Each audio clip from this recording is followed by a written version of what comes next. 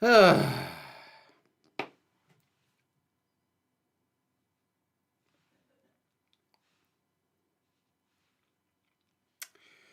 right. I don't know how I managed to accidentally come across news that I'm like, oh dear God.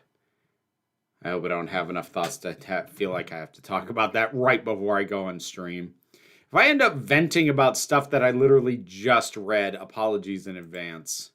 I might need to get it out of my system. Hey, Ms. Wicked Wolf. All right. Continuing.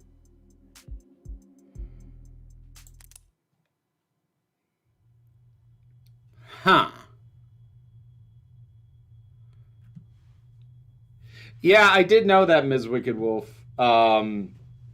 She couldn't say anything publicly until it aired, but yeah, I did know that. Oh, I was wondering if this was a corpse. Okay, so it's not. Oh, hey! Come on in. Don't stand out there in the cold. Wouldn't be accurate. Sorry about the chill in here, but I run a little hot. You can see my roommates never complain. Yumi Sato, medical examiner.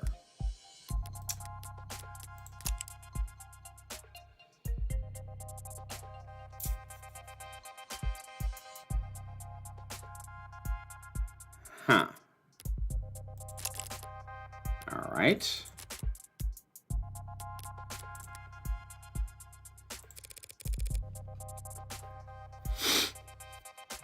I'm not going out to again, Ms. Wicked Wolf. Jesse lives in LA. I live in Vermont. No. Besides the fact that boy do I not care about the Masked Singer. Dr. Sato, just the lady I wanted to see, though I didn't expect that I'd get to. The fact they've assigned a medical examiner and not some ad or junior means, oh, you can call me Yumi, and you're Morgan. I represent the deceased. The deceased, oh, the deceased, Asher D. Wait, really? That's, weird. I thought this time slot was scheduled for a group of noble PR people who, I know, weird, right? Well, what the hell do I know? Was getting tired of hosting Megs anyway. I gotta finish typing up this report before we talk shop, but in the meantime, feel free to make yourself at home. All right, let's look around. What's this? The hospital's getting renamed? No, guess it's some other hospital that got snapped up. Hospital renamed to think Icaria family. Ribbon cutting ceremony held uptown today. Plotter Memorial Hospital was formerly renamed Northeastern Medical Complex in recognition of the family's incredibly generous donations over the last several years, of course. It's the latest in a string of philanthropic efforts from the family that resulted in a name change. Yeah, bullshit. After they paid for the renovations to the orchestra hall and the retrofitting of what used to be known as the Scout Arena. A very, what is their name? Sattler family of them. But it wasn't so long ago that the Akayura were better known for drawing blood than donating it. Back before the 50s, they had a fearsome reputation for cutthroat business practices and had their business rivals going so far as to accuse them of involvement in organized crime. After the founding of Renogen Medical over 25 years ago and its subsequent sale, the I gotta, for some reason my brain keeps grinding to a halt when I try and read this name. Icaria.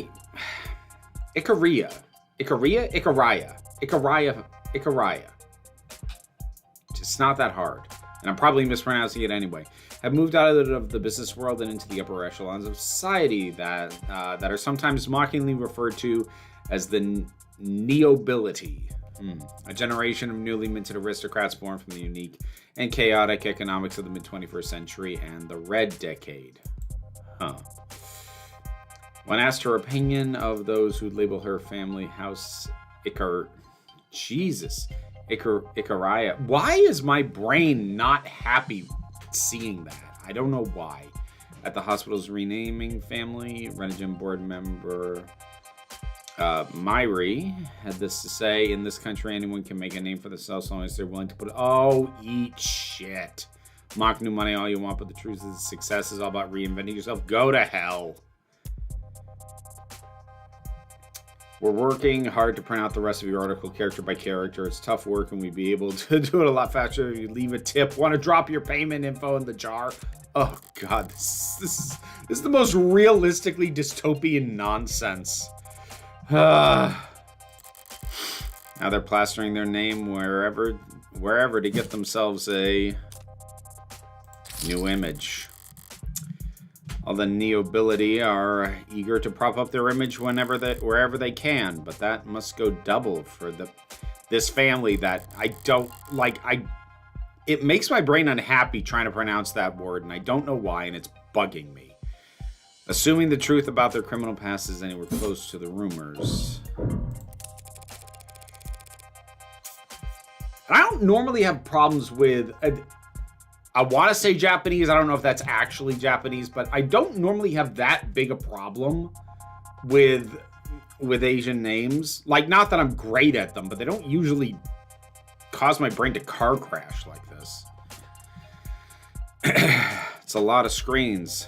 It's got to be diminishing returns on productivity. Why do you have so many monitors, ma'am? You can't just ask someone that. Good question. Every quarter when they do inventory and budgeting, they ask me if I need anything, and I never do, so I submit a blank form. But I guess a while back there was a +1 on a spreadsheet somewhere, and no one ever corrected it. So, boom, I get 4 new monitors every year. Do you run out of things to use them for? Sometimes, but this year I've started running 2 dramas at once, and when I'm doing rote work, which helps. Hey, Starbush. Watching 2 television shows at the same time helps you do rote work. Helps me use up the screens. I see.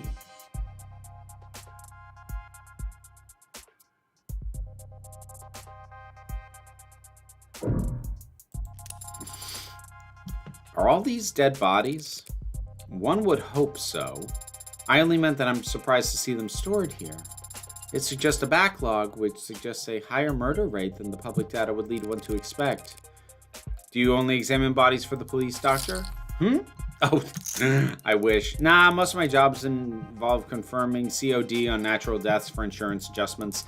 Insurers want to blame the mod for failing. Mod makers want to blame the stiff for not exercising enough. Family says the company insurance plan would pay for mods, but not a gym membership. Yeah, the whole wall there is suspected defective liver mod, suspected leaking internal bio battery, suspected CCIC. Climate change-induced complications. You can prove that climate change contributed to an otherwise natural death? Very, very rarely. If it can be proved, what does that mean for the family of the deceased? Plus or minus 14% on the life insurance payout. I mean, it's most of what I do. I don't dislike my job. It's just...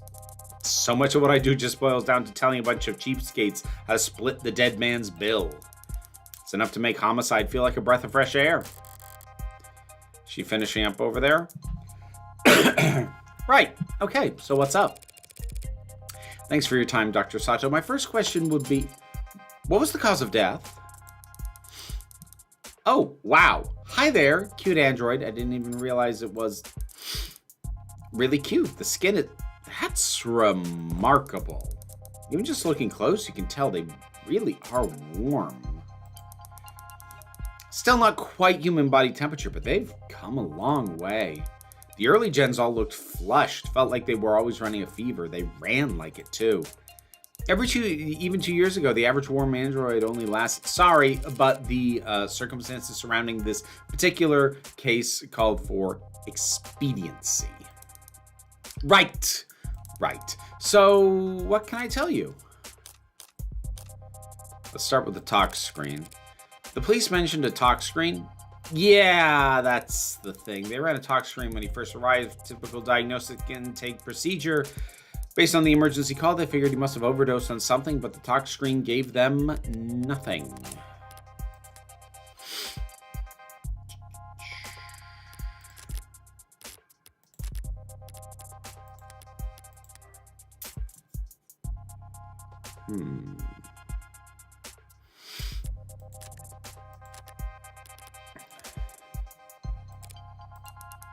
After he died, we performed the broadest screenings possible. Nothing. So were you forced to conclude this was a natural death? I didn't give up that easy. I took blood samples, compared their makeup with what was on record with his previous medical history, and I managed to isolate a single non-naturally occurring chemical compound that wasn't there before. What was it? Some exotic toxin from a different hemisphere? I wish. I ran it through every available database we have access to, and even a few I only sort of have access to through some friends. Not only does it not match any known poison, it doesn't match the chemical makeup of any registered compound. So a designer drug, huh? That seems to be the best explanation. What the hell did you do, David? You said it didn't match any registered compound. What about compounds that aren't registered? Those friends of yours, private sector folks? Yeah, in pharmaceuticals. If one of them patented a new compound, a new drug, what would keep its formula from going on the record?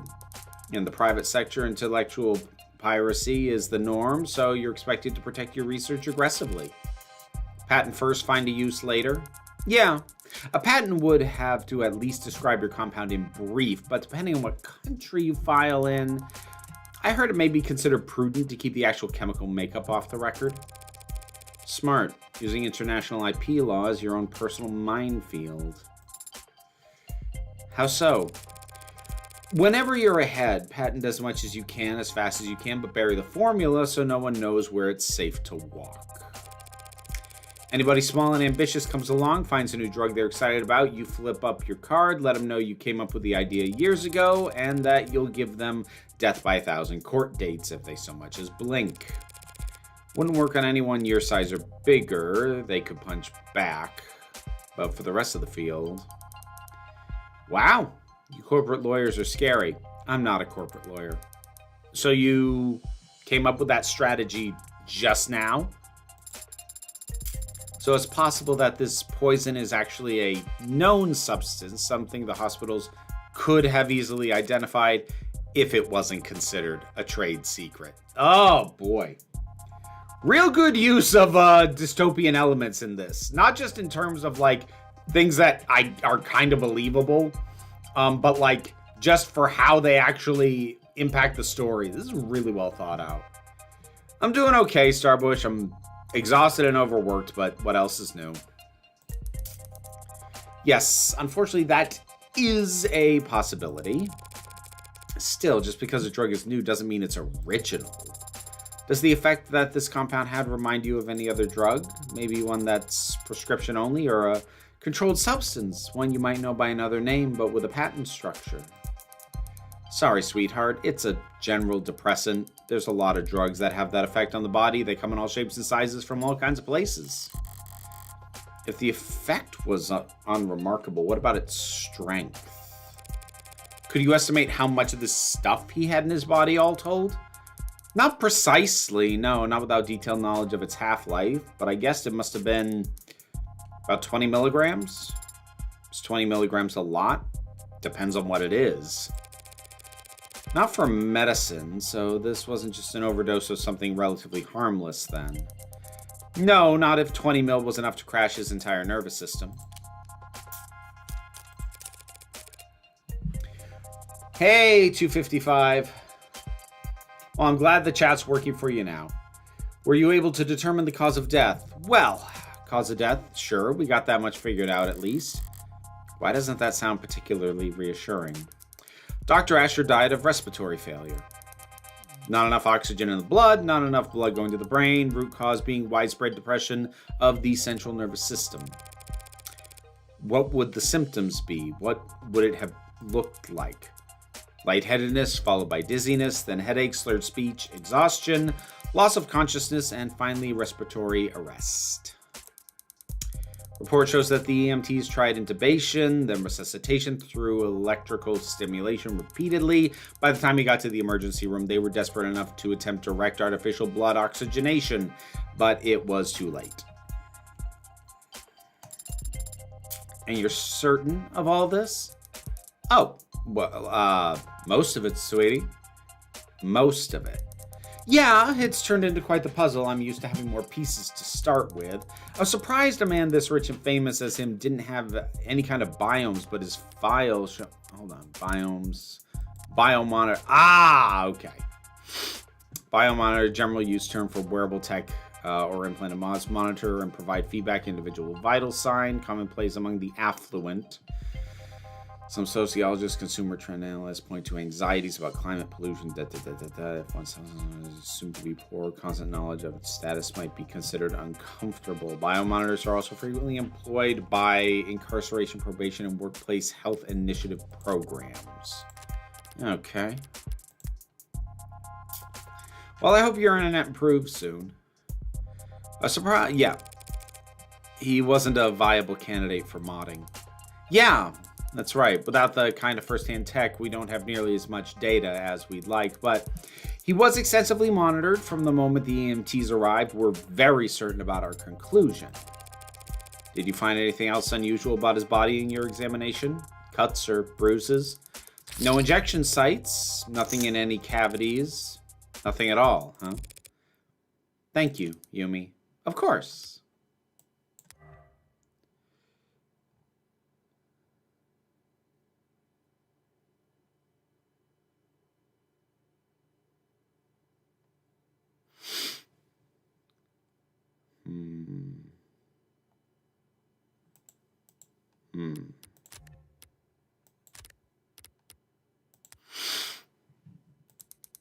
You ready to view the body? We could skip it, if you want. I know most people get squeamish around corpses. Keep having to refresh the chat. I'm not sure why. I am not showing issues from my end. That is frustrating to hear. Shouldn't be a problem. Yeah. Okay, then, let's get started. Right, I'll just step up for a moment, give you some privacy. Yes, please. Thank you. Last time we talked was on Sunday.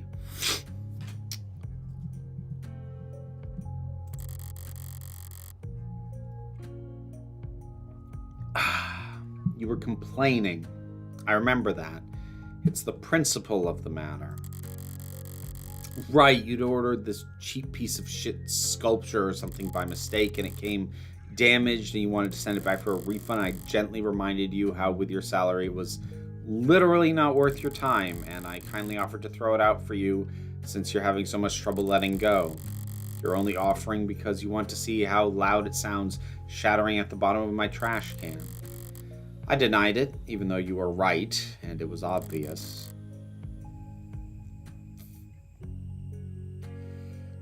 I should have let you have that one. I thought he would look different. But he looks exactly the same as I remember. His skin is pale and he's very still, but his face is the same. His hair, his hands. You're expecting something more drastic? The last time I saw him, he was alive. He smiled and he told me he would see me soon.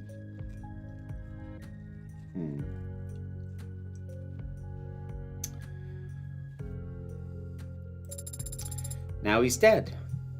Something is gone, and I can't find the difference. I'm trying to look harder, but I think I might just not be capable of it, and I wonder why. Why I was created to not be capable. Could be an issue of skill, or maybe it's not something that can be seen, no matter how hard you look. But it's there. I guarantee it. I've seen the transition enough times to be sure that between life and death, the distinction has significance. To the dead, at the very least. You're going to smoke? Here? Now? I'll pay the fine. That's not the issue. Were you expecting me to fall to pieces? Real boys grieve in all kinds of ways, Pinocchio.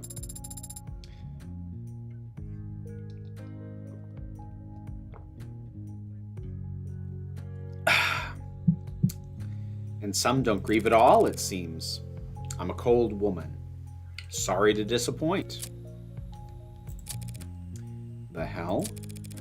Why the hell won't this thing light? Adonai, you have your cigarette backwards. You are impacted, Morgan. You don't want to be, but you are.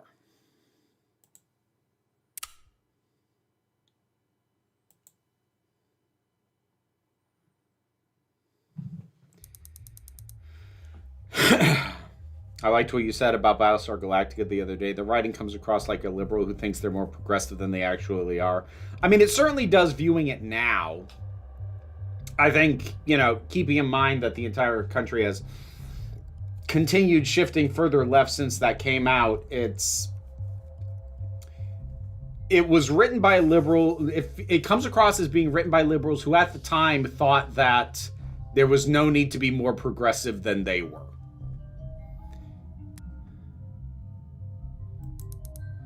Need anything else? It is interesting that they didn't show the body. I actually kind of appreciate that, since a lot of games would use that as a point to do gratuitous gore or nudity, and I actually kind of respect the game for not doing that, keeping the focus on people's reactions to it. Can you send me the chemical makeup of that compound you isolated? Sure, for what it's worth. Let me just... It's got carbon, nitrogen, oxygen, hydrogen with hexagonal structures, so it's organic. But there's a number of metallic elements too.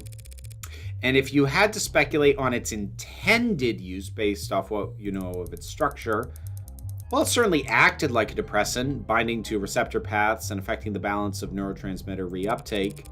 Depressants are rare in the designer drug scene.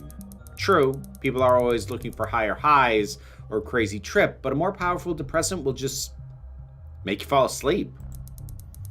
Not much need to hit up the gray market for that kind of experience. No, there's not. I see.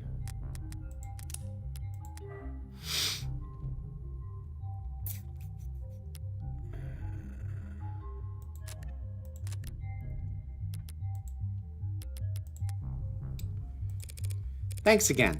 You've been extremely helpful during a very difficult time. Hey, anything you need, give me a ring. That's very generous. Rockford's orders have got me on call, so I'm already getting overtime for the whole weekend. Glad to hear it. Goodbye, Yumi. And goodbye to you, Greenie. My name is Sarah. Nice to meet you, Sarah.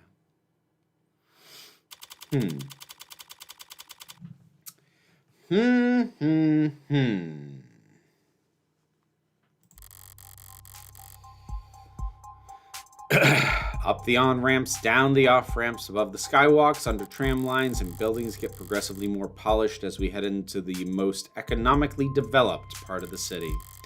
Corporate territory, national headquarters for the likes of Howe Industries, Lockwood, Tethys, Neith. Each of them sheltering their own micro-city of employee accommodations beneath their skyscraper's shadows. Whalefall, the entirety of the ocean floor coming together to feast and grow and live off the fetid, rotting fat of the leviathans that swallow generations of people by the mouthful. Weight is commonly listed. My weight is... Do I really have to disclose that? Noble lays claim to one of the largest shadows in the city, a towering nerve center for the whole nation's android industry. It's meant to be intimidating, I'm sure, but today I'm glad that Noble keeps such a sizable physical presence here. I need answers about David and his work on Sarah. Answers I'll never get by browsing the company website or speaking to a representative. Synopsis, relationships. These are typical trivia. There are typical trivia sections as well. Should I start there? Noble will have their guard up, of course, but even that will tell me something. Where they let me walk, who they let me talk to. So, hold on.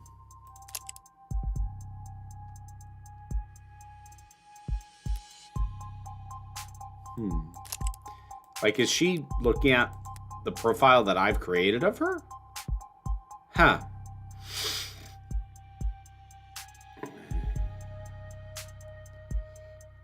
Or Battlestar Galactica comes across like that one friend who thinks it's smart to be like, well, what about all the jobs in the insurance industry when everyone else is talking about Medicare for all? Yeah, kinda. There was a video that I watched that I'm not going to shout out what it actually wasn't very good, but it included something that I actually found was really helpful. I don't know if anybody knows about Pirate Software and everything that's gone on with him in the last few years. I won't get into it, but short version, he had some incredibly uneducated takes on multiple things and refused to ever own up to it when proved wrong. But the thing that was in the video that made me go, was that he made this very insistent point that was only true if you refuse to change the system. Like he said, this thing is impossible. And that's true with the system with the system he was talking about as it currently exists. But it's absolutely not true that it's impossible to do at all. It just requires a notable change in the system. Dismantle some things, implement some new things. But he literally couldn't conceive of that. So to him, the entire idea was impossible. And that kind of rigid insistence that the systems as they exist are unmovable and unchangeable, I feel like is at the heart of a lot of would-be progressives and neoliberals who, honestly, many of them probably do want better things for most people, but they just cannot conceive of substantively changing the systems. They literally can't conceive of it. History. Their efforts at performative transparency and clumsy obfuscation. Well, how did you know my father? What? I'm sorry, did I interrupt your brooding? No. What did you ask? My father. I know you were his friend. But what was your relationship like? Can't you just scroll through our socials? Father avoided social media. And your online presence is not significant. You're saying I don't have enough followers? Essentially. We went to the same college. Oh, that makes David a lot younger than I thought, too. You studied programming. No, I studied all kinds of different things as an undergrad, but not technology. Is that a good way to prepare for law school? I wasn't preparing for law school or anything else, really. David, though, he had talent. He knew he wanted to do something with it. He studied programming, robotics, discrete math, cybernetics. What classes did you share then? Business ethics.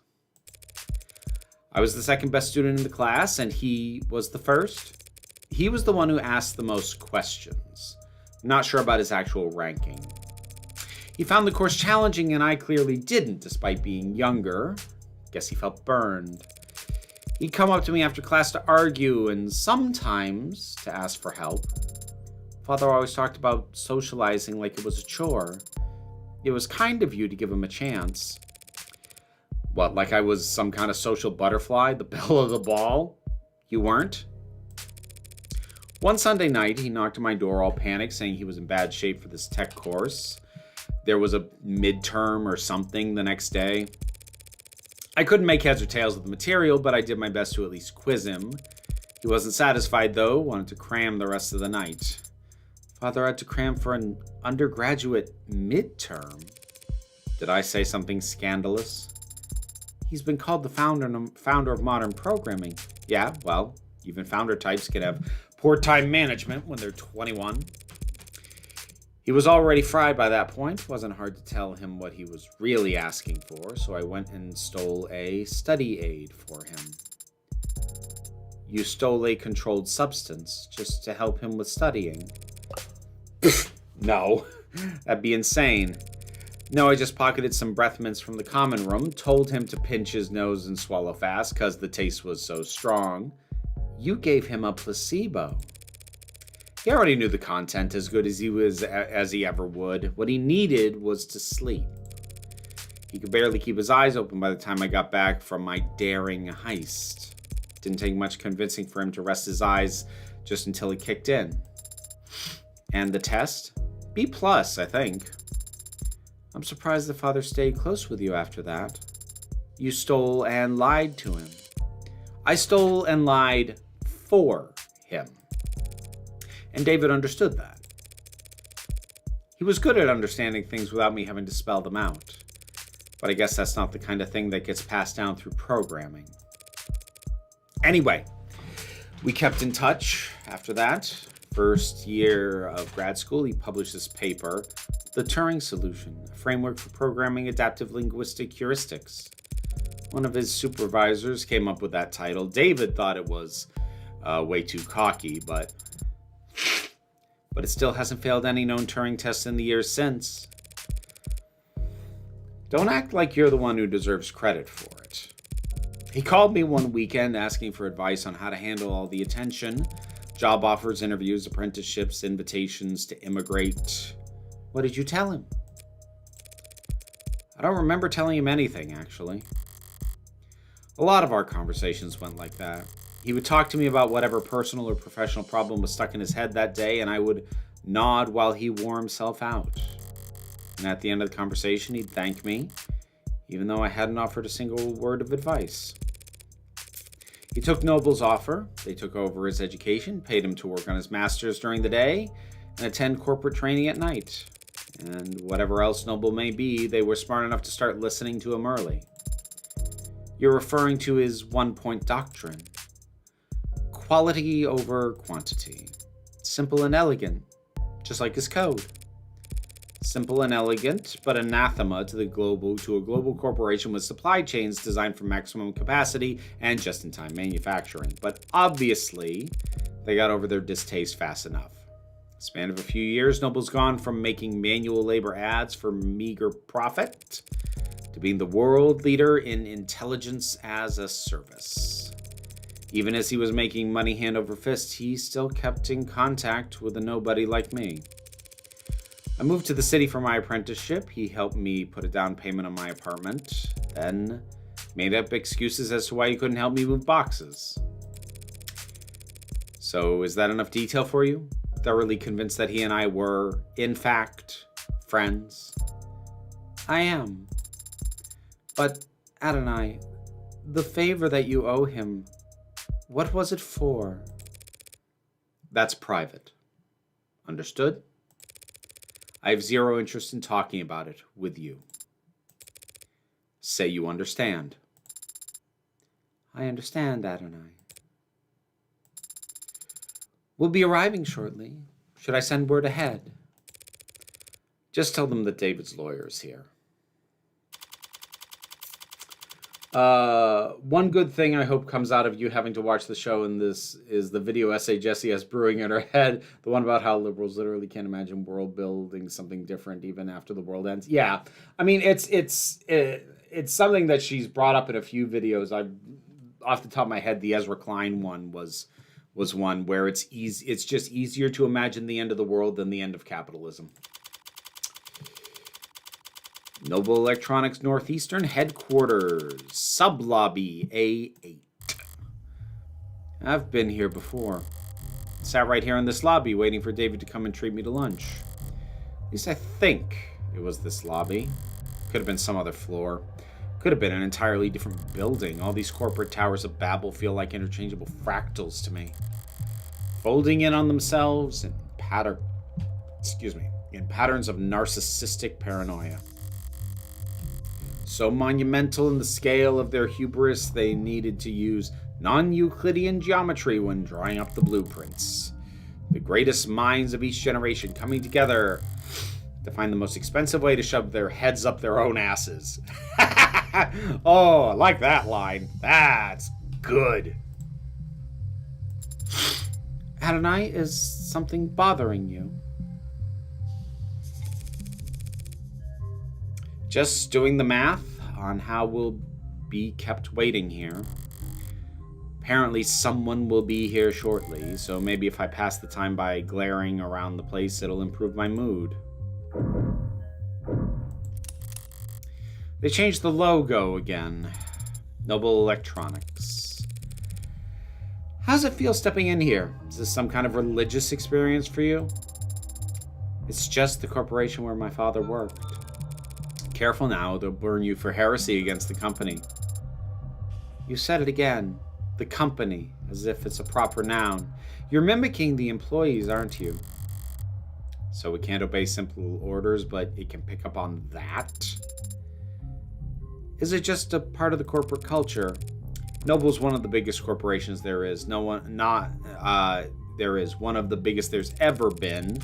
We mere humans can't hope to escape the gravity of anything that size, no matter where you live or how far off the grid you think you are. So imagine what it's like working for them. You live in company dorms, work in company quarters. Wherever you go, the logo's above your head. You eat, sleep, and breathe on Noble's timetables at its discretion. Welcome to the rebirth of company towns. St. Peter, don't you call me, 'cause I can't go. I owe my soul to the company store. When you spend your whole life inside it, Noble must feel big enough to be the only company there is. So much energy, so many people, also intent. You kidding? Saturday, this place is half empty. But doesn't everyone work on Saturdays? All the parents do, so they don't need to find childcare on Sunday. Everyone else flips a coin, I guess. All these people, for 12 hours a day, 6 days a week. 12 hours a day, 6 days a week. Jesus! What could they all possibly be doing? Making work for themselves. You can be very cynical, can't you? Yeah, I'm terrible. But that guy over there's just been jiggling his cursor for the last 20 seconds.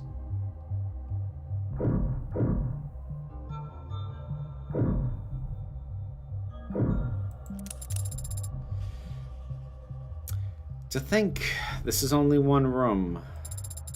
This complex is so massive that it doesn't even feel man-made. It's like it was carved out of the rock by waves, like it's always been here. That's the con. If this place was actually natural, there'd be birds everywhere.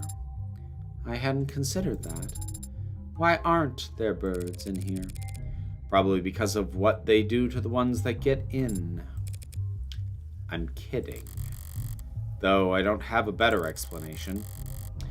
Whoever comes to greet us better have a pulse and some goddamn authority. My mood's starting to sour. If they just send me the first link to their infinite chain of corporate bureaucracy, I'll make them wish. Morgan? That's me. Hey there, Android Manufacturing Quality Control Eastern Division. Evan Dawes. Evan! What do we got on you?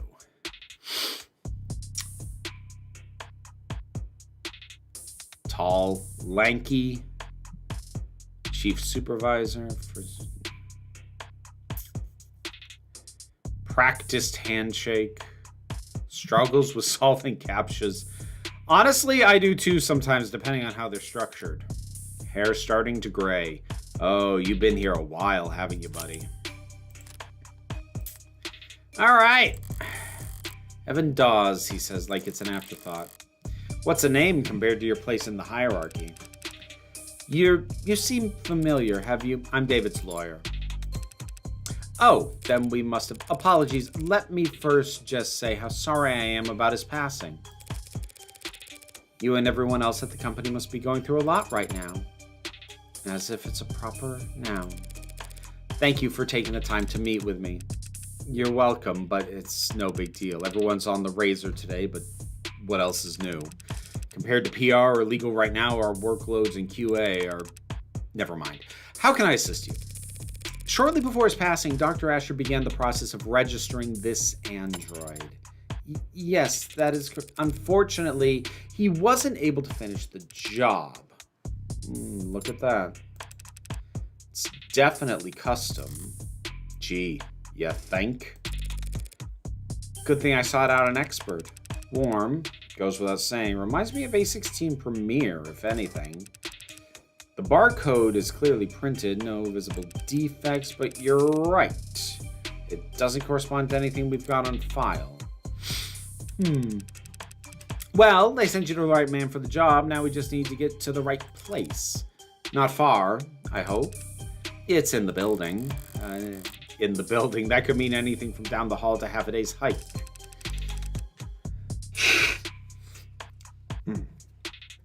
The production line on B9 should have everything we need. You do manufacturing inside your corporate headquarters. B9's a fully functional production floor, but it was only built for demonstrative purposes. New clients make deals upstairs about how many and what size or shape. They come down to the basement and see how the sausage is made. They have enough money to build a fake factory just for guests. Smart. So long as you're only giving tours and not giving away company secrets. No need to worry about that. We take intellectual security very seriously around here. No kidding. There are 11 cameras on us at the moment that I can see. And who knows how many pairs of modded eyes are aimed our way. Clearly nothing happens here without the almighty company knowing about it. So if they try to claim ignorance about anything, it's gonna piss me off. I watched a real good video essay about the culture last week. It's better articulate a lot of the thoughts I have about the series. One of them was that wanting to live in the culture is kind of wanting to return to childhood in the sense that it is an existence totally devoid of responsibility. Yeah, you're not wrong.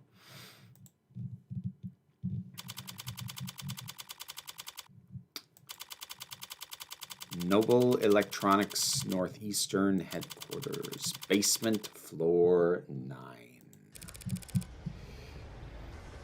It really is fully furnished down here. I don't want to take up too much of your time, but it's pretty rare to see all these in person, you know? Would you mind terribly if I looked around for a moment? Oh, no problem. I've got some prelim paperwork I need to handle anyway, so have at it. Better take full advantage. I need more than cursory knowledge of if I want to figure out where Sarah came from and why David wanted me to take custody. I'm going to look around. You stay put in the meantime. Adonai? Wouldn't want to lose you among the rest of the merchandise. Alright. What do we got? Inhaler left on the desk. Probably a half dozen empty ones in one of the drawers. Dawes, the inhalers, they're distributed by the company, correct? Oh, yeah, HR handles it. They personalize your dosage and prescription, updated based on performance and job fulfillment reviews. Other corporations do it the same way?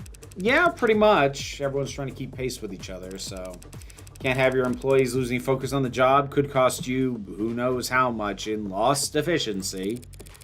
Sorry if this is insensitive, but given what happened to David, are overdoses common in the company? Yeah, he says. Overdoses, that is, not hospitalizations or deaths. It's all pretty organized these days. Man, back when I started in consulting, pretty much everyone had an embarrassing story from the first 2 years where they popped a few too many greens and missed the on-ramp. Popped greens? Yeah, used to be pills. Green to get you going, yellow to keep you there, swallow red after brushing your teeth, and get into your bunk fast. But, yeah, the inhalers are a huge improvement, like going from torches to the light bulb. They sync straight to your personal biomes and adjust dosage in real time. Overdoses are way down. That's great to hear. The trainees under me don't realize how good they've got it. Kids probably won't even have to learn how to purge. Yeah, I know, right?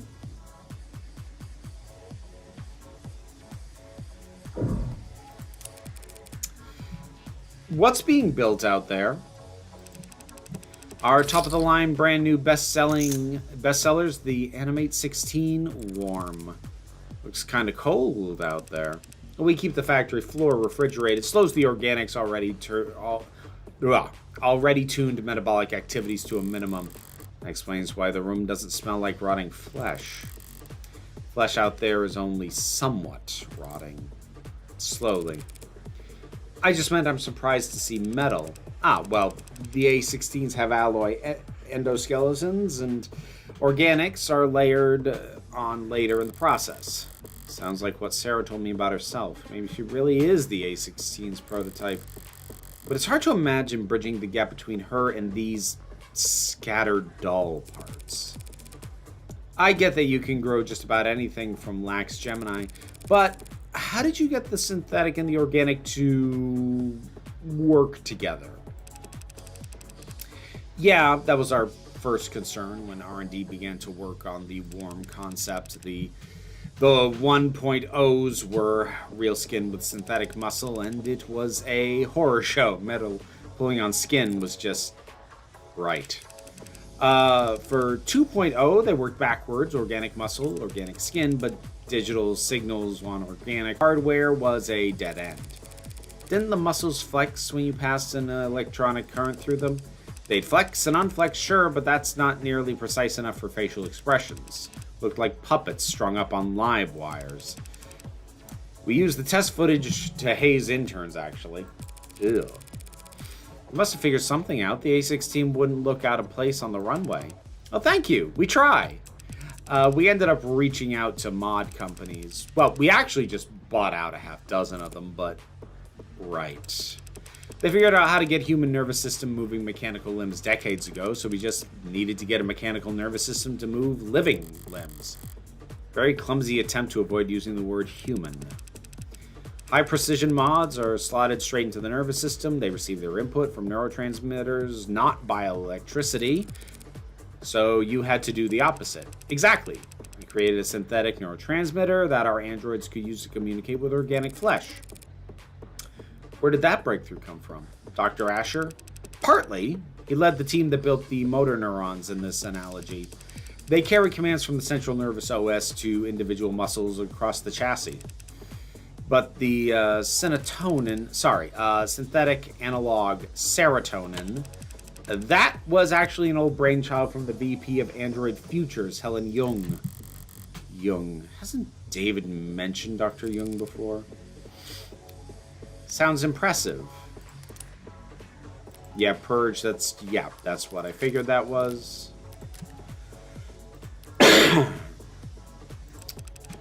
She's one hell of a biochemist, or she was, I guess. Not much for individual lab work when you get to her kind of pay grade. So Jung collaborated with David on the technology that enabled Worm androids. As I thought, whatever went into Sarah that makes the android so distinct, he couldn't have taken sole credit for. Jung. Did he partner with her on this? Although I guess you would only think to make that analogy if you had a good childhood, which I did, at least in terms of marital status and parental affection. I mean, like, most analogies to, or comparisons to, you know, regression to childhood tend to assume that you at least have a point of reference for the idea that childhood is meant to be idyllic, even if yours wasn't. It's a very similar shade of crimson. If I squint through the glass out the floor, there are temperature-controlled fluid tanks. Through glass and plastic flows an eye-catching scarlet that transitions into... So you had the blood towards the end. Oh, you mean the oxidant? Yeah, relatively late in the process. Something out of place? Androids have blood, even if it's not officially labeled as such, but it isn't red, it's pink.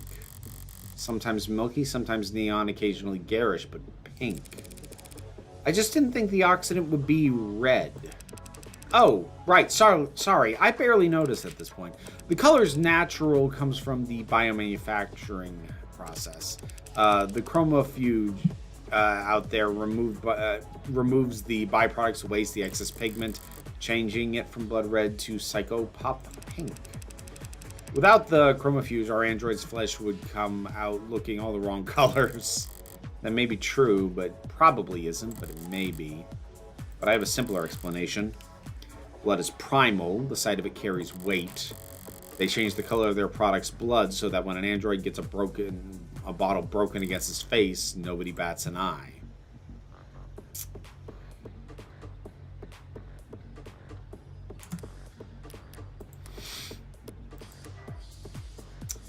Manufacturing machines.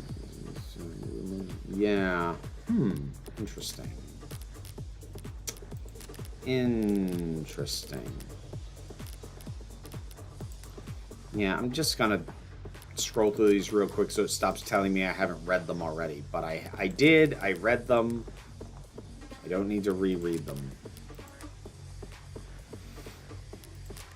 There we go. Alright, what else we got? What is this? Seems to share some components with that coffin Sarah was napping in.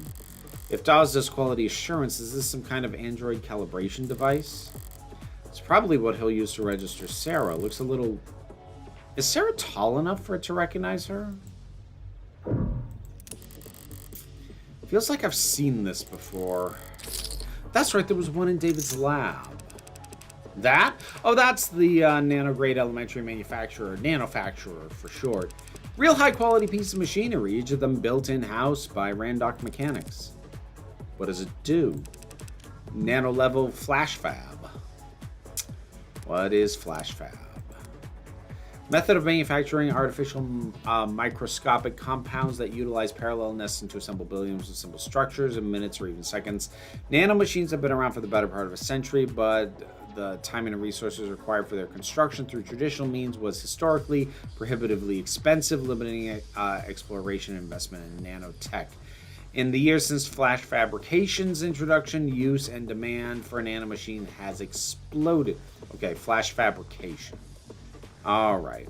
Concerns about the ecological impact of the surge in nanomachine construction has been raised, though the official stance of the Nanolife Industrial Lobbying Group has remained nothing that small can possibly leave that big an ecological footprint. Fuck you!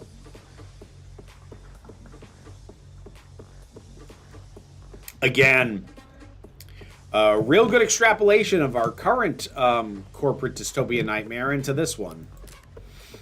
A lot of what's going on, like, it's higher tech for sure, but a lot of the corporate bullshit is either directly equivalent to the corporate bullshit we already deal with, or a pretty logical extension of it.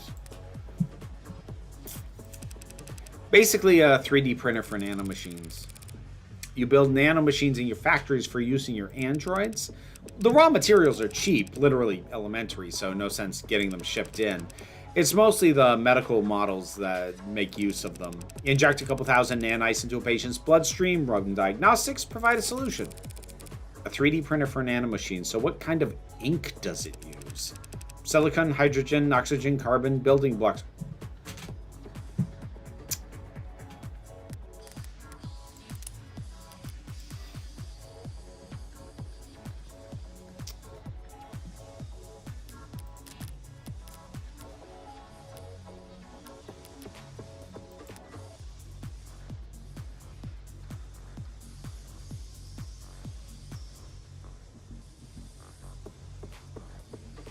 Weren't those the same components as whatever was in his blood? There it is. Oh, come on. She named them before. Are they not going to put them down? Talk screen. Oh, damn it. I could swear that's what it was.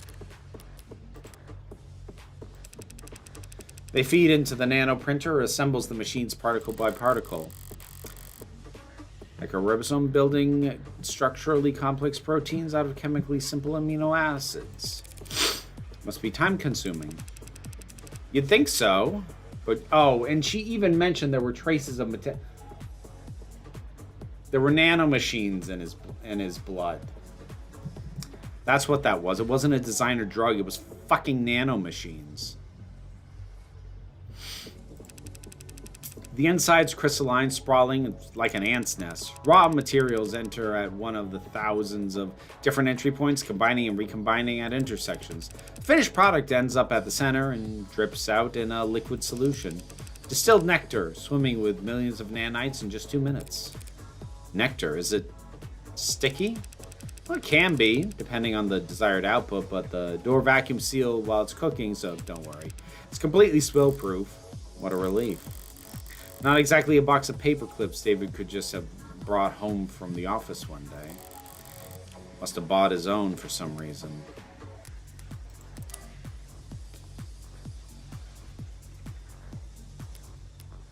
So if he had that, yeah, he had the ability to make them right. Yeah, that's what that is.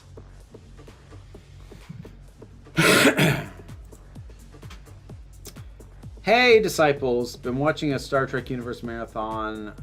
Done with TNG and DS9. Working through Voyager. Well, I hope you enjoy it. What is this? What have we got on this data pad? Some kind of write-up? On the subject of Sullivan's Peak, much of our world today, and in fact much of our world's economy, is heavily influenced by the uncanny valley. Thought experiment provides a simple and easy applies gaps automated dependent that it's very simple primal truth resemble living like indistinguishable. There are deep trenches between those two ends. Appalling human sensibility. Uncanny valley. Yeah, will no doubt remain a useful tool for teaching mathematics. But already we are seeing ways in which it fails. It is becoming increasingly clear to us that the space between nearly indistinguishable and truly indistinguishable is much wider than we ever suspected, and it may not be the only part of the map that we must fear. I propose we bridge these gaps in knowledge by looking to the speculative fiction of Robert J. Sullivan, who in his most well-known work, Equal Under One Sky, described a concept which thereafter has been called Sullivan's Peak.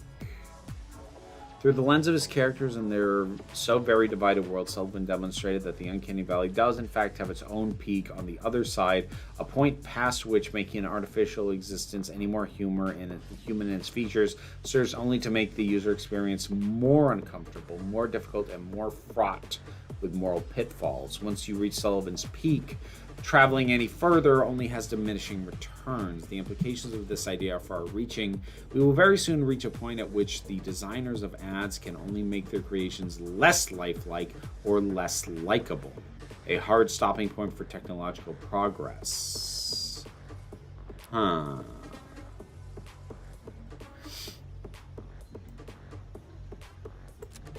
Should you tell young kids when you change the clocks?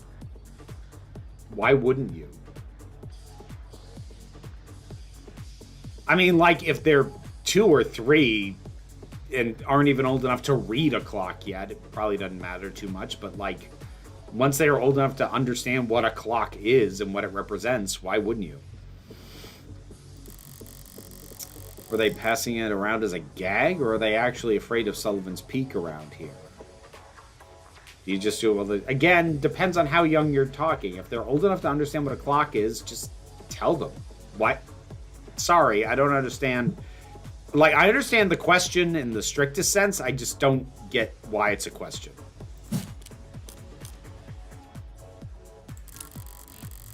Peak does exist. They'll be coming up on it fast now that androids are warm. Almost entire product line, maybe their entire industry could go bottoms up if people start to think it's cruel. If Sarah's any indication of where androids are headed, I could see some people getting uncomfortable.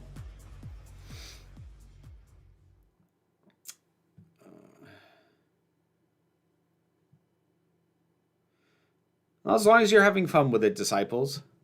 All done. You ready to get the ad handled? Thanks for humoring me. Can you have it step into the scanner? As he says. Understood. Right then. What are we looking at here? Whoa. There's a lot to unpack here. We theorize that it may have been Asher's pincushion. A pincushion, huh? That would explain some of what I'm reading here. What language is that on the screen? Tess.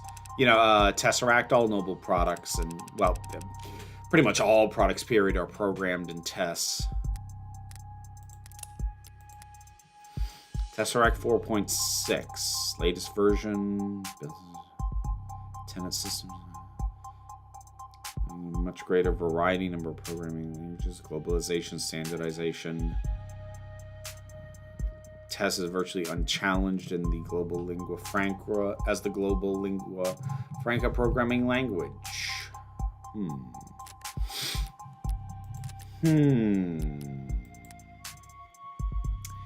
Pretty much all products, period, are programmed in Tess. Easy to read and write, stay compliant. Now this model, what's it go by? Sarah.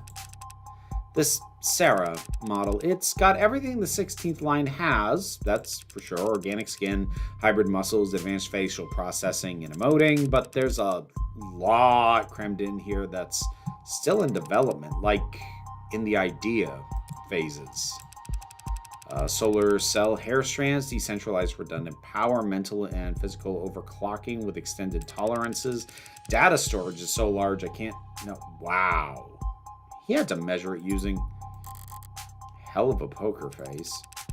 Wait, decryption and signal hijacking. That's hacking? Well, essentially. What am I playing? I mean, I've been playing it for a while now. Disciples trying to explain it from scratch is difficult. It is a visual novel mystery cyberpunk thing.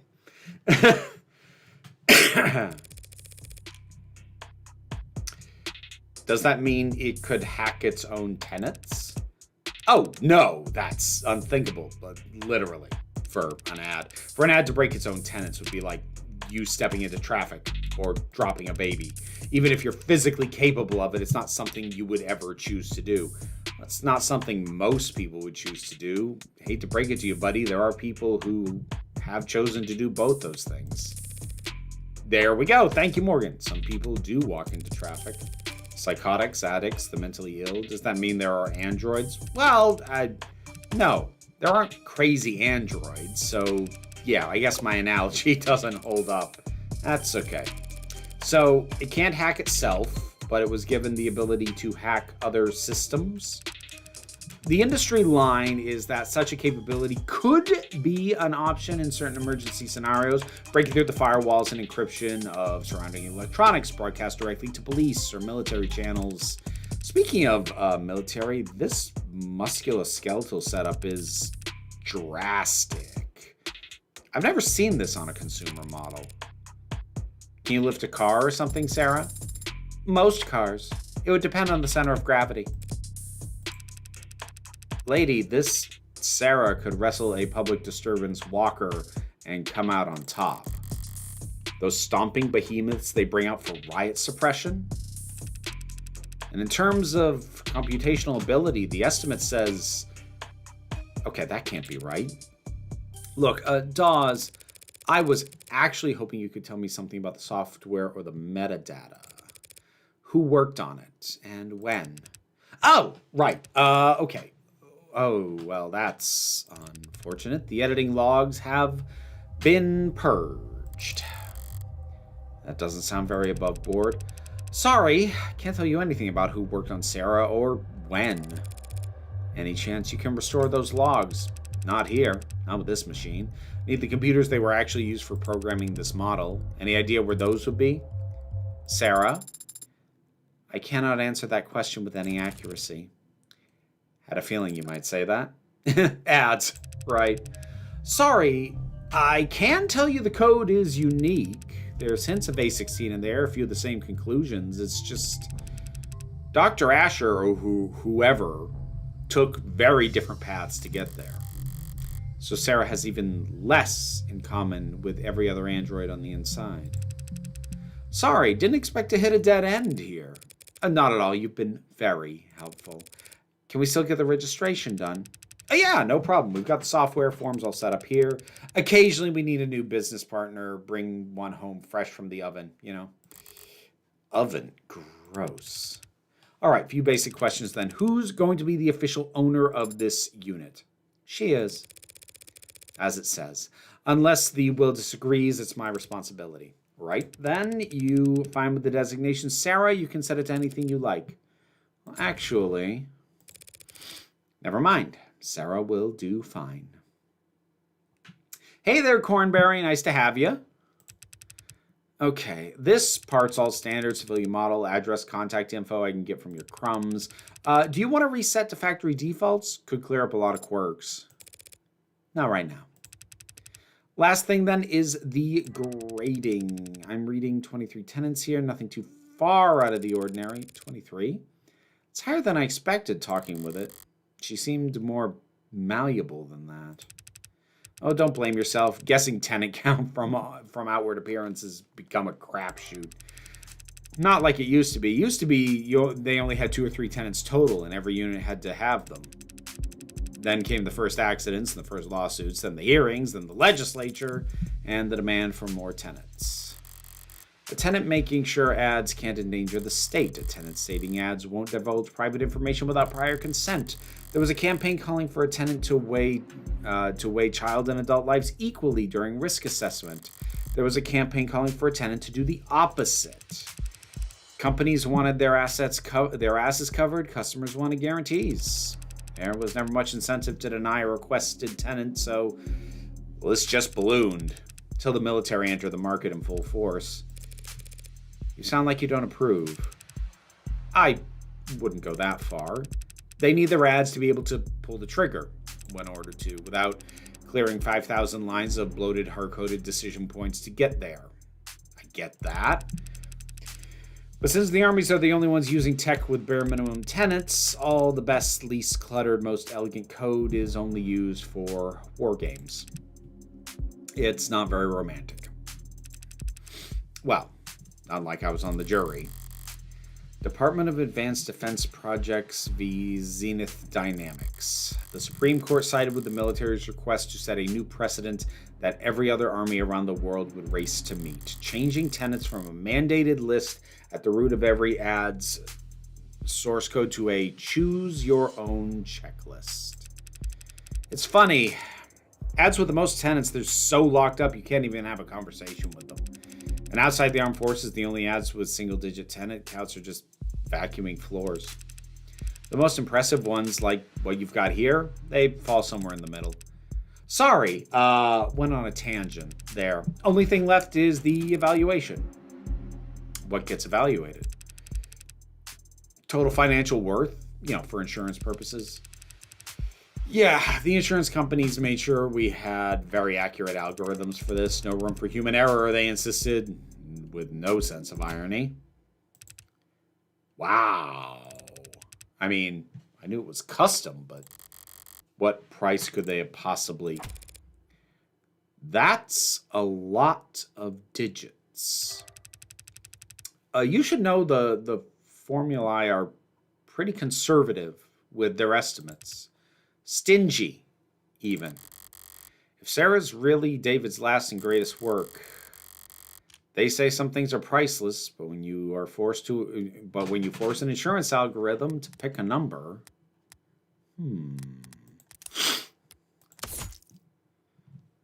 The valuation of Android Sarah's financial value takes into account the fact that Sarah is the only known Android made by David Asher, last known piece of tech he worked on, the fact that Sarah is one of a kind, the value components used in her construction, and the potential profits reaped from the experimental technology contained within her totals to a very large sum. Interesting. Yeah, the tenant, it's the guidelines for the programming. Yeah. Tenant cannot be circumvented. First adopted since then. 113. Most of them requested by lobbyists. Well known for increasing decision time lag. Originally, the only tenant that could not be removed from any program was tenant safety. Said tenant dictates that the following program could not produce outcomes that would result in harm to a living person. After the decision, the people of Volsys defense contractors and the resulting widespread adoption of automated dependence in the military and security sectors, this is no longer required, though Tenant Zero may still be added to particularly benign or mundane software as a good luck charm, superstitious ritual, or joke. Of course, the removal of this machine can't harm a person was done in the courts by a fucking defense contractor. God damn, this is well written. Son of a bitch. Ugh. That's infuriating in its accuracy. God damn it.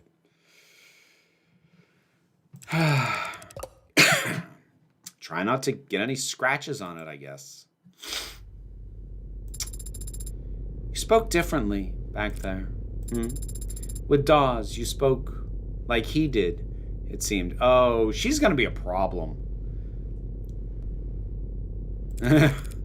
Like I copied his accent? You seem to mirror his affect, his tone. It's called being friendly. What's your point? It was just an observation. Yeah, it's how Morgan gets by. You can choose to keep those to yourself, you know, no tenant required. Why are you so concerned about registering me in the first place, Adonai? For the same reason I wouldn't drive around in a car without a license plate? Any cop or even just a well-placed camera could have spotted your barcode and seen it wasn't set up with any actual data, and then they would have arrested me, and then they would have thrown me in the slammer. No, they would have arrested me and put you in an evidence locker. An android can't get arrested. People get arrested. Property gets seized and then smashed. Great, you put us over the weight limit. I did no such... Morgan, counselor, your presence has been requested on the upper floors. Oh, great. Who's asking? Vice President of Android Futures, Helen Jung. Oh, hello, Helen. Shouldn't have assumed I still had the opening move. Tell her I'll be right up. I'll redirect your elevator now. Taking control of your elevator is very convenient, forceful, as if Noble's trying to directly steer your investigation. If Noble wanted to shut me down, they wouldn't bother to be subtle. I suppose they could simply refuse to cooperate, or just let the elevator drop. She's so fucking morbid. I really love her. I was wondering if you would enjoy Romantices novels commissioned reviews. I only asked because you enjoyed Heated Rivalry. My suggestion would be significantly less spicy, though. My main caveat on any commission for a book is that it needs to be available in audiobook form. Because of my ADHD, trying to sit down to read something that is only in physical print is extremely difficult for me at this point. So as long as it's available in audio form, if it's commissioned, I'll give it a shot. I don't have time for free time listens, so general recommendations are kind of wasted on me. But if you wanted to commission something, as long as I can get it as an audiobook, that's fine.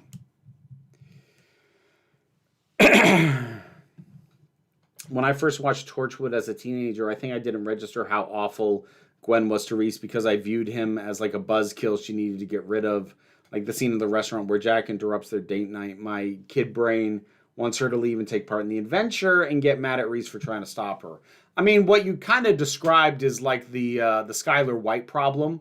Like there's a very vocal part of the fans of Breaking Bad who cannot stand Skylar, and it's because of her narrative place in the story, which is she's the one trying to stop Walter White from doing the interesting things that we like the story for. Therefore, the audience is inclined to dislike her. So you're kind of talking about that sort of thing. But yeah, I'm hesitant to just say a more adult perspective because that's kind of condescending. But I don't know, a more layered perspective might view the character from outside their narrative role and go, oh, this person's being treated really badly by the other characters, regardless of their narrative function. And yeah, Gwen, my overriding issue with Torchwood, aside from incredibly inconsistent writing quality and tone that couldn't make up its mind until the third season, is that everybody in it is a terrible person, and it takes its sweet time trying to get any of them likable, and I would argue some of them it never really manages. That's my opinion, though. It does have an audiobook option. Then I'd take it. I'd take it as a commission then. Like, I was going to say I haven't read a Romantasy. I might technically have. I have a friend who put a book out a year, 2 years ago that I had beta read. I need to ask her if she considers that book a Romantasy. So I might have read one. I I don't know, though.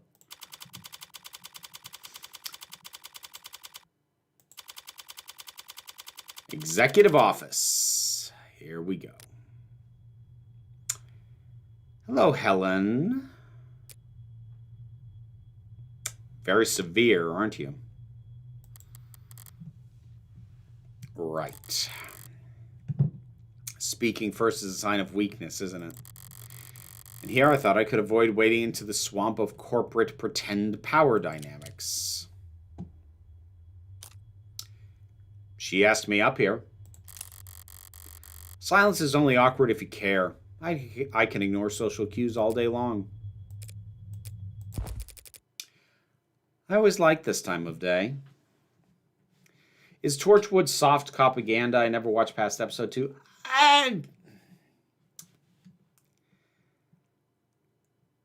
It's on the softest of soft ends of propaganda. Like, the Torchwood team bears way more resemblance to a rogue janitorial squad than they do the cops. Like, the nature of propaganda has to do with the deference to and validation of authority. And while Torchwood, are treated as authorities on the general matters, they aren't generally respected within narrative, and it's arguable how often the narrative actually asks us to, since they stumble their way through so much. Are you including Reese in that terrible person thing, or just the main Torchwood team? I just meant the main team. So less propaganda than X-Files. I don't know. See, like, I think X-Files is a very awkward fit for a propaganda discussion, because Mulder specifically, and arguably Scully, is never meant to embody the force for which he is technically a member. There are problems with X-Files, but I would say they lean much more heavily into how much it validates the conspiratorial mindset, which is something that I find to be inherently a net negative and frequently harmful and destructive, regardless of what conclusions it comes to. Conspiratorial thinking is just dangerous as a way to approach the world. I think if you're going to take issue with X-Files, that's what I take issue with way before taking issue with it as propaganda. I'm not saying it has no place in the propaganda discussion, just that I at most, I'd put it on a list of things to mention. I would not give it focus for that, because if you want to criticize that show, there's a much better target. I'm not saying, and I'm not even saying I don't like the X-Files. I didn't watch much of it, but it seemed fine.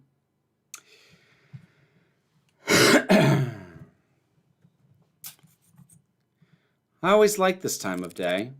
Not too muggy for you? No. I never liked clear blue sky. It always seems cold to me. You're in luck. The sky gets more colorful every year. As the air quality drops. Childish, isn't it? Marveling at the small sheen of rainbow dancing on the surface of a massive oil spill. Apologies for waxing poetic. It's been an unusual 24 hours around here. Dr. Jung. Just Ms. is fine. Ms. Jung.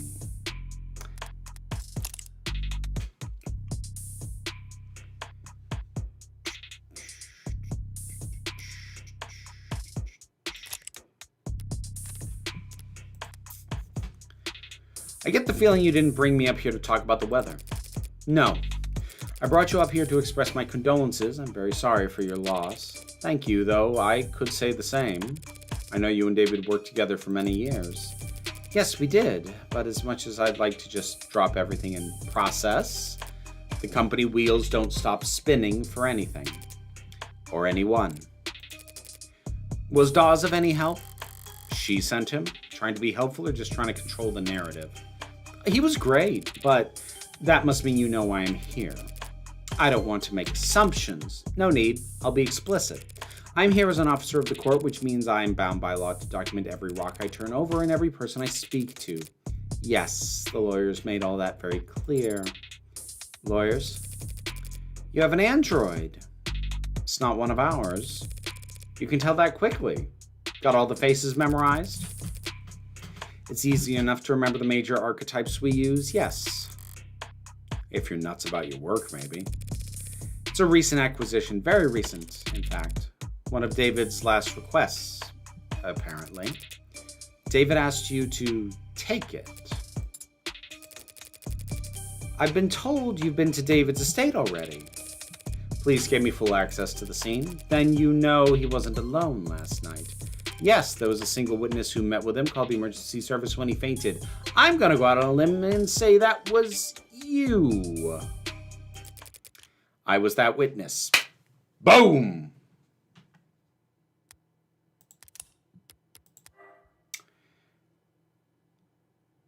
Bears Helen Young's DNA and fingerprints. That's what was redacted before. Ha ha!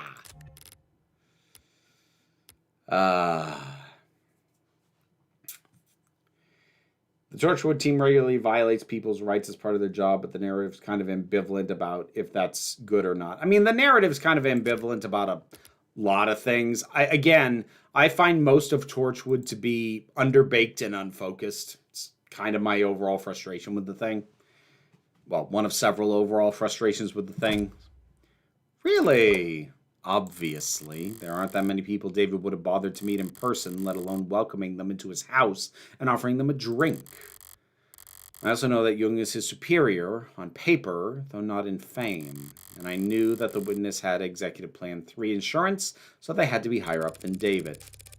Well then, do your lawyers know we're having this conversation? Of course. They're pulling their hair out about it as we speak. I can't imagine why. The police cleared you. You were well within your rights to ask for some privacy, given the high-profile nature of all that happened.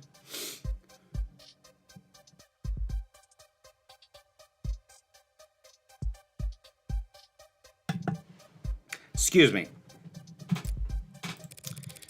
So why call me up here?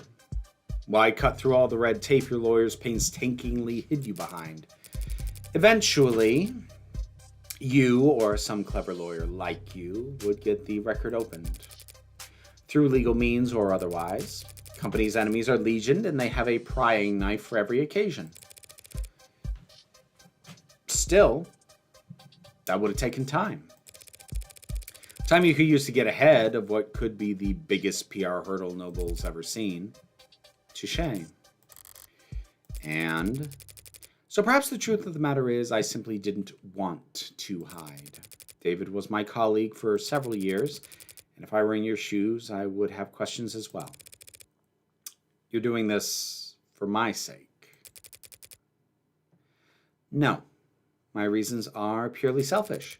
I'm only hoping that talking to someone whose job isn't to defend me from all consequences might prove therapeutic. If she wants to play confessional, that's fine by me, but is that really what's going on here? I doubt it. Or at least that's not all that's going on here. Why don't you start from the beginning then? You went to his home last night. Yes, around 7:30 p.m. The building's penumbra captured all of that quite clearly. He fell ill around 8 p.m., so you spent half an hour together. Why the late call-in? Why the late call-in person? We had an intense discussion yesterday afternoon. David never came in on Saturdays, and I didn't want to spend the weekend glaring at him through screens. So I visited, and he let me in, and we talked about the good old days, if you can believe that. Back when we were both new to the company, eager to make our names for ourselves. And how long ago was that?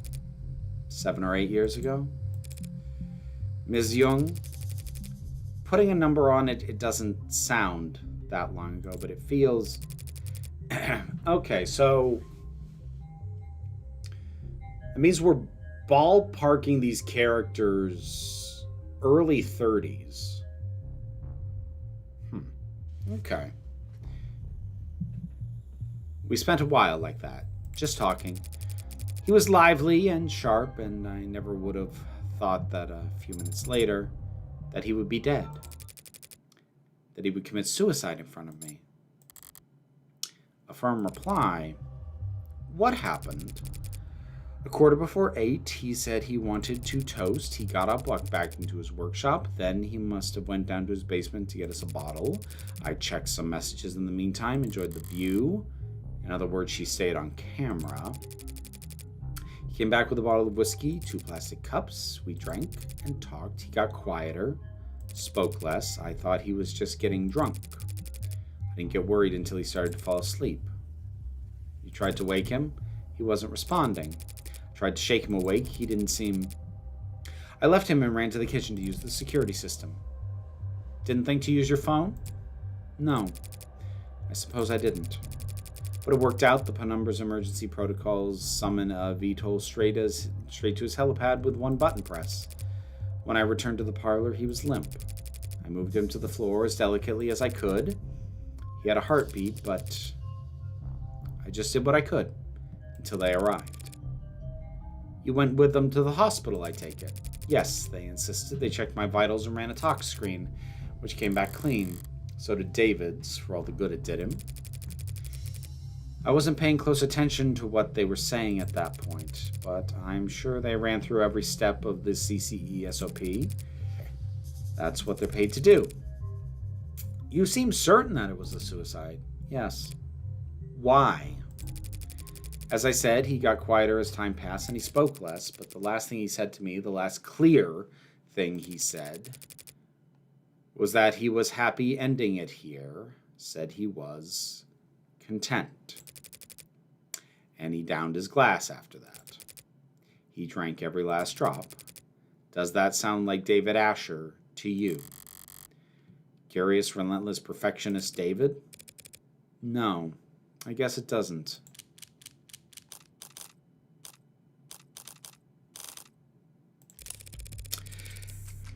You said CCE, standard operating procedure, a moment ago. What is that?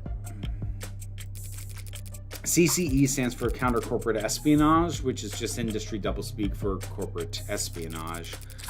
Only used in self-defense. You understand? So Noble anticipates employees at your level getting poisoned. They give us all kinds of CCE training, subtly, of course, usually disguised in the itinerary as leadership workshops and psychiatric evaluations. They train you to expect to get murdered at these leadership workshops. Murder is fairly rare at our level. Most likely they'll want us too sick to work. Let us drain company resources in a hospital bed while our position sits vacant. That's smart. Like snipers purposely avoiding vital areas to strain the enemy's medical services. That's terrible. Oh, it just says the same thing. Interesting that Morgan's reaction was, oh, smart, and Sarah's is, ugh, awful. Thank you very much, Dharma. Good to see you. That's nothing compared to when they want to turn an asset. Feel ill for the rest of your life with an undiagnosed malady, or become our mole, and we'll send you the antidote every 2 weeks. That's a nasty piece of work. It's a nasty line of work. Consulting. I'm sorry? That's just what they call it. Can't exactly put corporate spy on your CV. So every consultant I've met at a cocktail party was actually, it depends.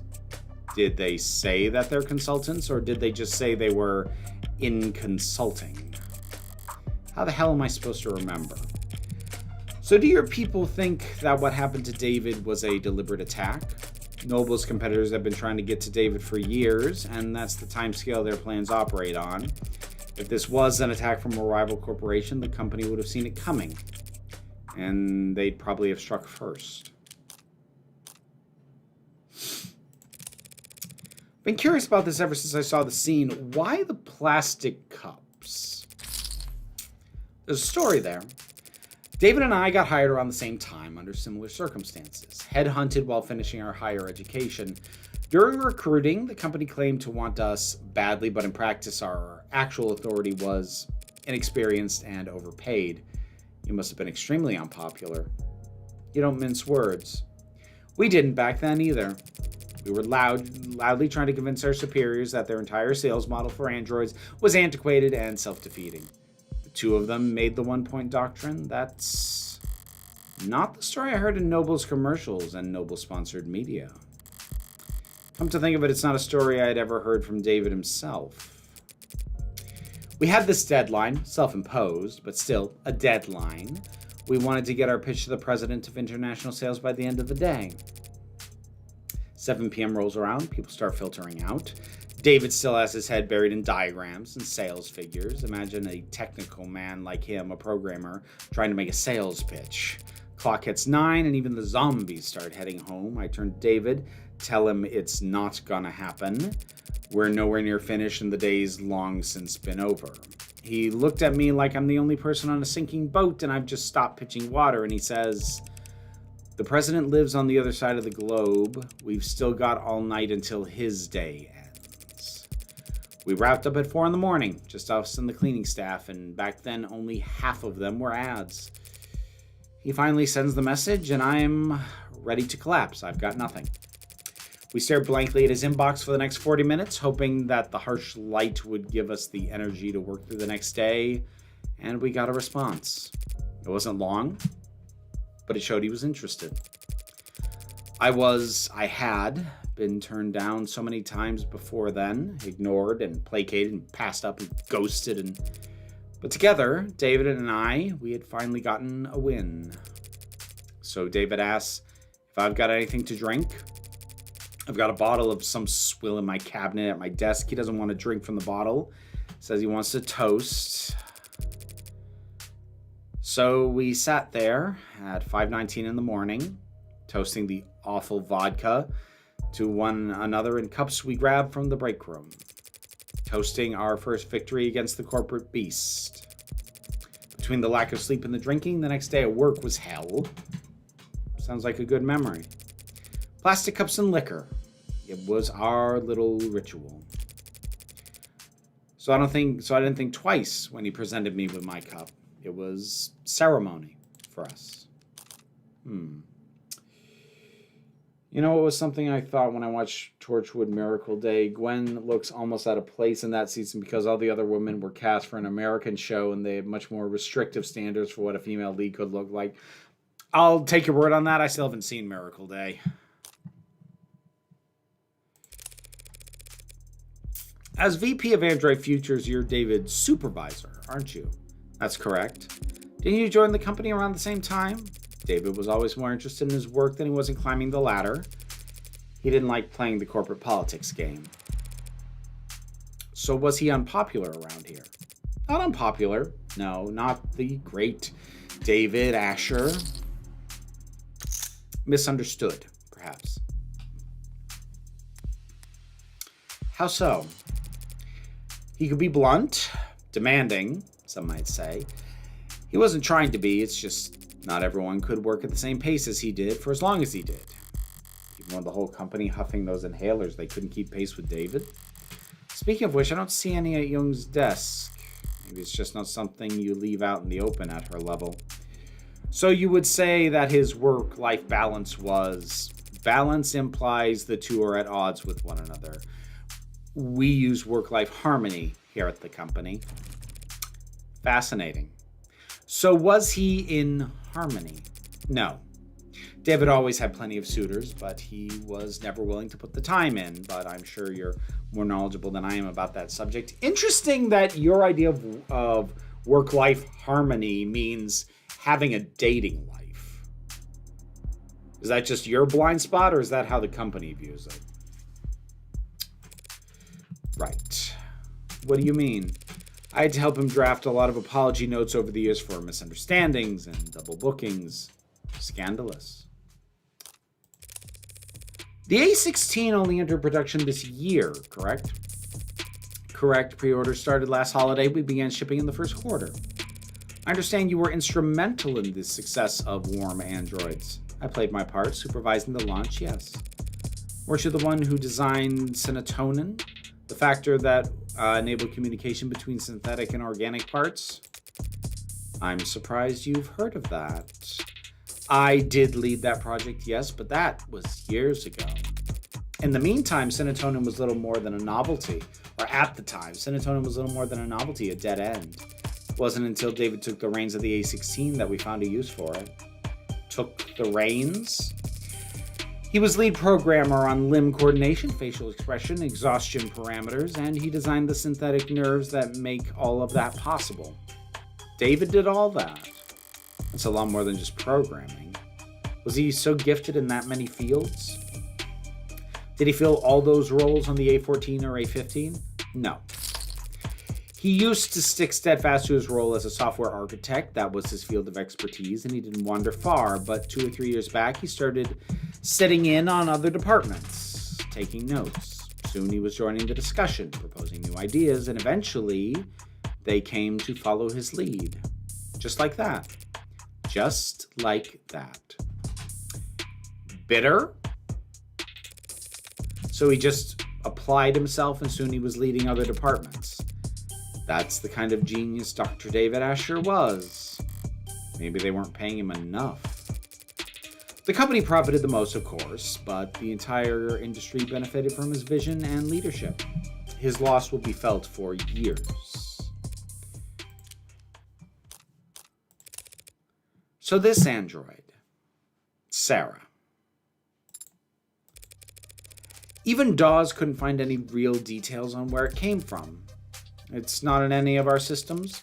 I'm afraid not. Did David ever talk to you or anyone else at the company about a pet project? Pet? No. He never gave me any indication like that. And if he didn't talk to me about it, I seriously doubt he confided in anyone else at the company. David didn't trust anyone higher on the chain than himself, and anyone below him. Frankly, they couldn't possibly hope to give him advice. He never mentioned me. No, never. Androids don't come cheap. You never heard about him requisitioning parts or resources? There were never any discrepancies with his company credit card? The company's accountants are mirthless. Even by industry standards, they wouldn't humor anybody. Not even David Asher. If they had ever detected financial discrepancies, there would have been an uproar loud enough you could hear it in the mailroom. You have a mailroom? Not since the 30s, just a figure of speech. He couldn't have taken resources from the company without leaving a record, but no one would deny David Asher information. He would have been able to obtain all the necessary data to build his own android. Then, with enough time and money, he could privately purchase the raw materials himself. I don't understand. It must have taken him years to build Sarah. He wasn't doing anything illegal, except the hacking stuff. So why keep it a secret? I don't know. But he was private and a perfectionist. Perhaps he simply wasn't proud of his results. Ooh, that was uncalled for. Could be. Well, thanks for taking the time to talk to me.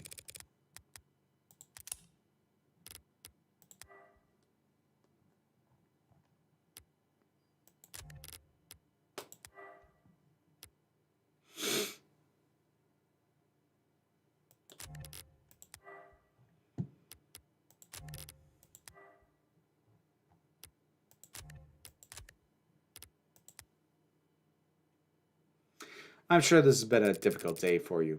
A difficult day for all of us. Message from Fran. I'm running out of leads to chase. That brat better have good news.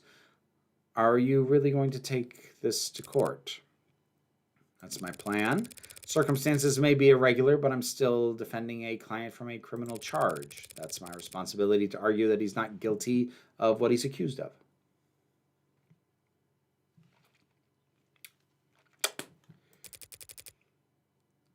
And is that what you believe? Doesn't matter. It's not her job to believe anything. That he didn't commit suicide? I guess I haven't decided what I believe. Let's see. Would you kindly slow the hell down? I'm sorry, Adonai. Was I walking too quickly for you? That wasn't walking. That was speed walking up 2 flights of stairs. It's very different. Speed walking? Sounds like a powerful technique. Is it like the... I am not going to be able to pronounce that. Just let me catch my breath for a minute. Adonai, is it possible that you are out of shape? I mean, she is a smoker. No. But since we left the cab, your heart rate has... I'm not wearing the right clothes or the right shoes. Is that so? Yes. Also, I didn't stretch or hydrate, and the sun's reaching its zenith. That would have been several hours ago. Do you mean the air temp... You said it would be a short walk from street level, so I prepared myself mentally for a short walk. Then you took off like a rocket, and you didn't mention we'd have to go upstairs, and are you sure this is even... You're sure this place is even back here? The reviews online were quite clear. It's worth the trouble finding it. Maybe if you're a mountain climber. When I sent Fran hunting for a musician in David's circles, I expected them to bring someone from the city orchestra or jazz club, the champagne flute and teacup kind of musician. But this is the tequila and neon part of town. It should be in view if we turn... and I be careful. Of what? It's a stray, and it's bearing its fangs, too. It could be carrying diseases. You should relax. Adonai, it's growling. It's not growling at me. See? So it's just me it doesn't like. Too much static. How'd you get it to calm down? It's an animal, not a monster. It wants to be calm.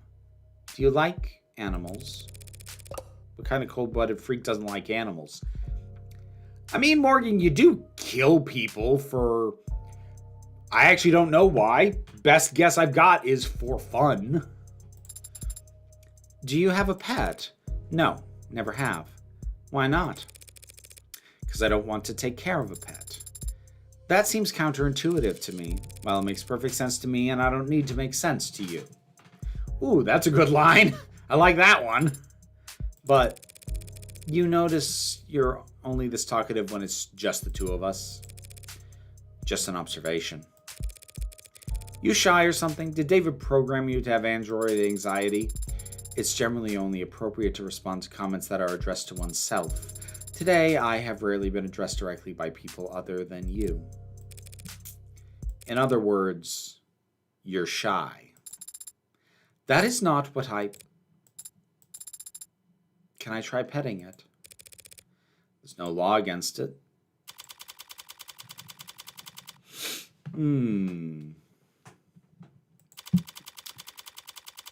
I think we're actually gonna wrap up here. Because I have no idea how long this next section's gonna be. And we'll come back on Friday. I'm hoping that on Friday I can wrap up this chapter and then we'll start something else next week, but I don't know how much further I've got to go. We will find out. Thank you very much. Hopefully by tomorrow I will have a video in early access about the Chief Creative Officer at Pixar who had that lovely quote about not making movies that are $100 million in therapy that got dunked on. I'll be pulling that apart. That'll be Saturday's video. There will be a movie review here in the break room tomorrow for the movie Haywire from 2011, and new episode of the podcast on Monday. So, excuse me. Thank you all very much. Take care of yourselves. Be well, be safe, and be kind. I'll see ya.